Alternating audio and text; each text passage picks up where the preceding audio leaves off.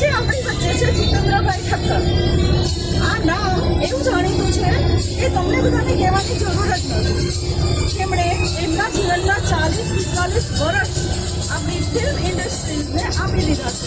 Gujarati film industry ખૂબ જ proud feel કરે છે અને અમને બધા નાના કલાકારોને પાછું હવે જીવન જીવતા અને એઝ આર્ટિસ્ટ તરીકે અમને ફરીથી અમારું સપનાને સાકાર કરવા માટે પાછું કાર્યરત છે અને અમારું સપનું પૂરું કરી રહ્યા છે. હવે જીતેન્દ્રભાઈ ઠક્કર છે તો એમની વાત કરું તો एक शायरी बोली, जब पता न चले कि खूबी क्या है, जब पता न चले कि खूबी क्या है, तब सब करो खूबी अपने आप બહાર આ જાય.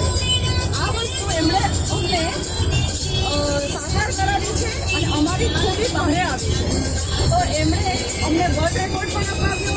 અમારા જેવી જે ઘરેલું લેડીઝ હાઉસવાઇફમાંથી અમને વર્કિંગ વુમન બનાવી.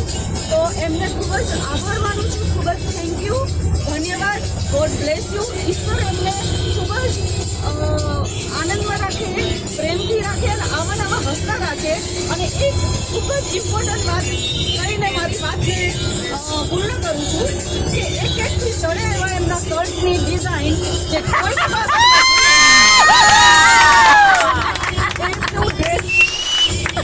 એમનું ડ્રેસિંગ એક્સ્ટ્રાઓર્ડિનરી છે. હું ઓલવેઝ એમના શર્ટ વિશે હંમેશા પ્રશ્ન પૂછું છું કે તમારા શર્ટ આટલા યુનિક કેમ છે? કે હું પોતે ડિઝાઇન કરું છું. ઓલવેઝ હું નોટિસ કરું છું કે એમનું ડ્રેસિંગ ડિફરન્ટ હોય છે અને એક્સિલન્ટ એમને શોભે પણ છે.